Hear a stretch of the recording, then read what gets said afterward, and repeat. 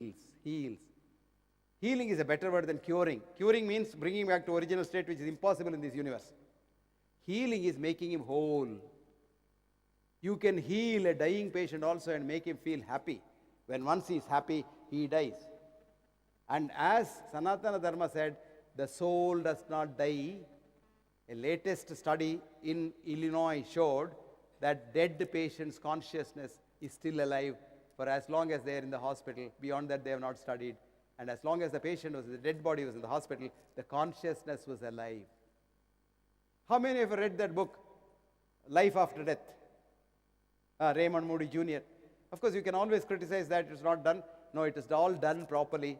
And all that showed was, when you have a heart stopping and brain dead, when the brain doesn't get blood supply, you still can see your consciousness telling you. One nurse told this patient, they were giving him pumping and all. She came and said, hey, leave him alone here. He is dead. And she went. She was the main nurse in the theater. This patient had never seen that lady before. Okay? Anyway, he recovered. And he was in the intensive care unit, recovering very well. And this nurse, being the matron, she goes there and says, hi, how are you? Then she said, you are the lady who said this ass is dead. I am here, alive. She collapsed. She collapsed. So, you have your consciousness, that's the energy in and around you, which is the halo around you, and this energy is what heals. And this energy, why don't you use it to heal others? You spread this message. Quantum healing is very simple, I'll tell you. Quantum healing is, you create your own thoughts, and these are quantum thoughts. And the thoughts heal you. Because, if you go a little deep into quantum physics, the Planck's quotient says, every second, your matter and energy change 1044 times, which is called the Planck's constant. And just as every atom knows the blueprint of a molecule, every energy knows the blueprint of a matter. So supposing, let us say, you have a problem with your liver, let us say you have a cancer in the liver. You just meditate and say, let my liver cancer go away. So when next time the energy, which is the quantum energy, changes into matter, it rebuilds your liver without the cancer. It doesn't happen overnight, because we all want quick fixes, That's why we like Western medicine. You have a fever now, today the fever should come down. Nobody tells you fever is a good thing God has given you because you have a germ inside you. The germ to kill you require higher temperature. On the contrary, we go and kill the fever. So instead of 1 day's recovery, which you would have had without the drug, you have 1 week's recovery and then say, oh, I'm a weakness, I can't go to the hospital, and all because of the drugs. So friends, it's your thought that can change. And where does the thought generate? In the mind, not in the brain. Remember that? The lady who showed that the opiate receptors outside the brain for the first time, she is dead, Candace Pert in the NIH. So the NIH director who got this, because she will get Nobel Prize certainly for this. So he published that in his name. So she went to the Nobel Committee with her ledger and said, this is my work, this rascal has published that. So in the bargain, he didn't get the Nobel Prize and she also didn't get the Nobel Prize. But she has written a book for you, how you can treat yourself with the mind. And the book's name is Molecules of Emotion. What's the book's name? Molecules of Emotion. And the author's name? Candace, C-A-N-D-A-C-E, Pert, P-E-R-T. And there one sentence I'll tell you in that book. The book is very good. It tells her about her problems and things like that. She says, time has come for us now not to reach to the cupboard for pills for a headache. You take a quiet place in your house, better Guruji's pyramid, sit quietly for a little while and elevate your consciousness level where your consciousness, your mind can heal your headache. Drugless treatment. So fascinating. And a lot of people will say, oh, what is homeopathy? I can't see any chemistry in homeopathy. I test it, it's no chemistry. There can't be chemistry because it's not meant to be chemistry. Now, Rustum Roy has found out the structure of water, which has got loose bands. You put any medicine, say a drop of Sambucus nigra into medicine, that changes the structure of medicine. And the same structure remains changed even if you dilute it 1 million times. And it's the change structure's energy that heals and not the chemical. Chemical, if you give it to the body, it destroys. Here there's no chemical, only changed water. And water is alive. We were taught in botany that water is sucked up the tree by capillary action. No, water is so alive, like a snake, it can go wherever it wants to go. Water is fascinating. So the new science of evolutionary biology has clearly taught us that the human system is a closed system. Vis-a-vis the Western science, which says human system is an open system. What is the difference between the two? Simple difference is, in the olden days, you wanted hot water in Bangalore for a bath, you had to take a bucket of water and put your heater inside that. When the water is hot, you have to remove the heater yourself, which means for the water to be heat or cold, you require an outside agency, a doctor, to do that. Today, we have come to a geyser. You switch on and go away. The water heats on its own. When the water is hot, the adapter will push it off. And when the water becomes cold, it becomes warm again. So human system is like that. It has got an inbuilt doctor. The most qualified doctor. He is above PhD. His name is the immune system. And we have to guard our immune system very, very carefully. That is the essence of Ayurveda, which says, Swasthasya swastha rakshitam. Preserve the wellness of the healthy. And to do that, Ayurveda has elaborate systems of panchakarma. And when your immune system is guarded, you can't get any disease, including cancer. So friends, though it is very easy to say, it is difficult to do. You have to do certain things because you must have an environment in your body which is conducive for health. Now, for example, we eat so many things.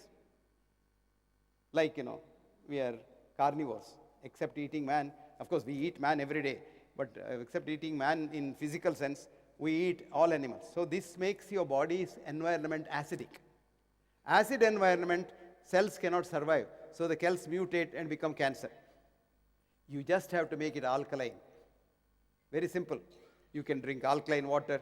God has given you a fantastic alkaline water. That's called tender coconut water.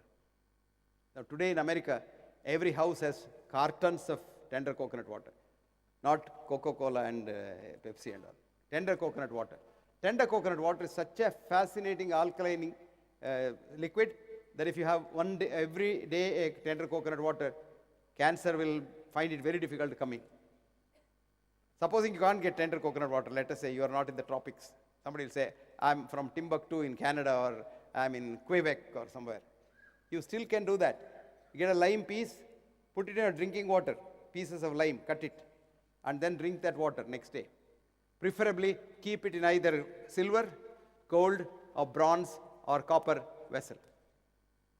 I tell you, it becomes so healthy. So friends, preserving health is more profitable than treating diseases. Diseased population in this world is only 5% on a given day. 95% of the people are healthy. So it's more profitable to look after these healthy people by trying to preserve their health, as Ayurveda says, than otherwise. So the future is for quantum thinking. But healing is not done by quantum energy. Healing is done by spiritual energy, which is much higher than quantum energy. And there are no quanta in the spiritual level. The spiritual energy comes from our spiritual beliefs. Spirituality is not religion. If I bend it down for practical level, do you know what spirituality? Sharing and caring.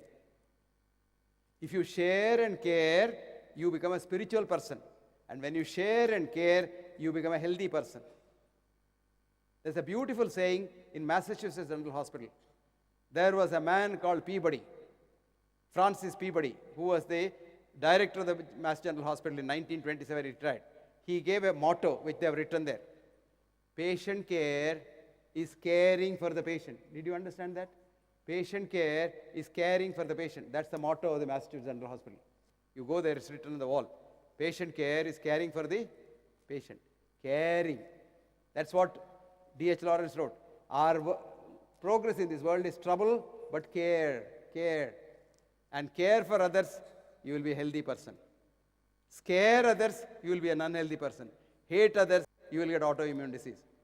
Now let me once again thank Guruji, the organizers, and all of you for a patient hearing. I know what you will say when you go home. Why did they call that foolish fellow? He was talking something I didn't understand. I was a friend of mine who used to go from place to place lecturing. He was a parish priest, but a Protestant one, not a Catholic one. So one day he was Sunday it was, and he was in Bangalore, and he was staying in a hotel, and he wanted to write a letter to his wife, because those days there was no email and all. So he wrote a letter, wanted to post it. So he came out of the hotel, being Sunday, he didn't know where the post office is. But there are a couple of urchins playing on the roadside. So he told the kids, can you show me the post office? Come on, sir, it's a holiday for us. Come on, we will help you. They took him to the post office, and he posted the card. And coming back, he thought, I'm a priest. These children have helped me. I must do something. So he went to the shop and said, give me some chocolates to give to the kids. And when he put his hand inside, the wallet was in the hotel. So he told the kids, sorry, I don't have money to buy you, but this evening I am giving a lecture in the pyramid of Guruji. It costs you 100 rupees to enter, but I'll give you some ticket. You show it to the entry people there and say that this man is talking, so we will come and attend free. So this is my present for you. Children know, children are curious, not like us, because we were stopped thinking at school. Did you know that? A Nobel laureate, Alexis Carrel, wrote in his book, Man the Unknown, every newborn child is a genius. 100% true. Only to be converted into an idiot in school. Do you think it's not right? It's right, ma. Because in school you are taught deterministic predictability model of Newton. What is that? 2 plus 2 is 4. Now if young lady there, what is that called? Uncertainty principle. 1925, this young man was a student in the Zurich Polytechnic class. And who was teaching him? Albert Einstein, Nobel laureate. And what was he teaching? E is equal to mc squared. This boy gets up in the class and says, you're talking through your hat, sir. This is not true. These are all deterministic Newtonian physics. It's not true. What happens to a student who tells a Nobel laureate teacher that he is foolish? He becomes an outstanding student. So you're standing outside physics for 30 years, and he gets his Nobel Prize in 1956 for what he said in 1925. What did he say? Uncertainty principle. QP is not equivalent to PQ, which means 3 into 2 may be 6, but 2 into 3 need not be 6. This is not taught in the school. See, that's why Alexis Carrel said, every newborn child is a genius to be converted an idiot in school. Guruji Tagore did not want to go to school. His father encouraged him, and he didn't go to school, he didn't learn English, but Tagore gets the Nobel Prize in 1913 for the English Gitanjali he wrote in 1911. Somebody asked him, where did you study English? Ekalavya. For studying English, you have to go to Cambridge, is it? No, I taught English for myself. Great brain. So friends, I want all of you to THINK, think. One young man spoiled science for this world. His name is René Descartes, who said, cogito ergo sum. I think, therefore I am. No. I am, and therefore. He said, reversed it. Because you are here and you have a consciousness, you can think. And if you did that, whole science of the West looks like child's play. And this new science of holism, look at everything as a whole, and that is the future of science. Now anyway, what happened to these children? They asked a question, sir, what are you talking about? Then the priest became very serious. Me, I'm a priest, I'm talking about way to heaven, God, and esoteric things. Children burst out laughing loudly. Then the man said, sir, why are you laughing? No, sir, a man who doesn't know the post office way, how does he know way to heaven? Thank you very much. Nobody wants this to end, but then, may I call Mr. Patriji and Mr. Karthikeyan on the stage to honor Dr. Hegde. To lift a policeman requires a lot of energy.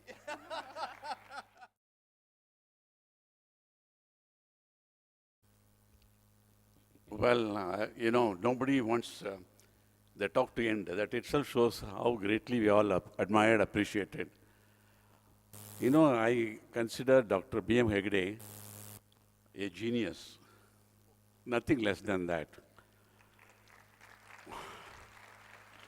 Perhaps had he been in America or somewhere for what all he has been writing in the last so many years, and his writings in the British medical journals contain even highly critical of modern medicine and the unnecessary surgeries that is going on and all that.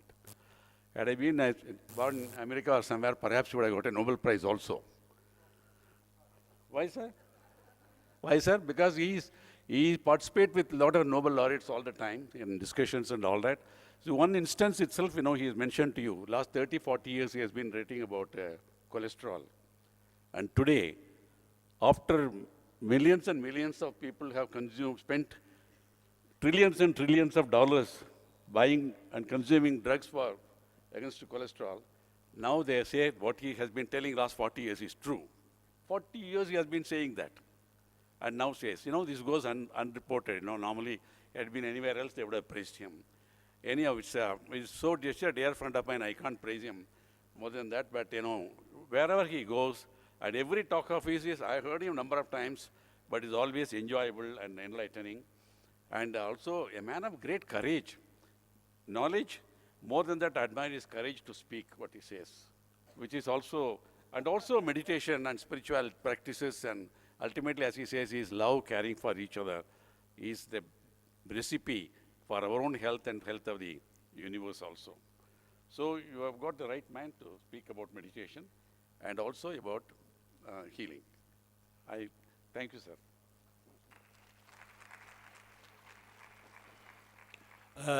Only one thing, don't eat garlic. He needs a third eye to know and understand many, many more things, which comes from meditation. Third eye gives you knowledge of all the other dimensions, all your past lives, past karma. Meditation gives you third eye. Third eye, you see the truth. Without third eye, you don't see the truth. Thank you very much, sir. Thank you. Thank you, brother.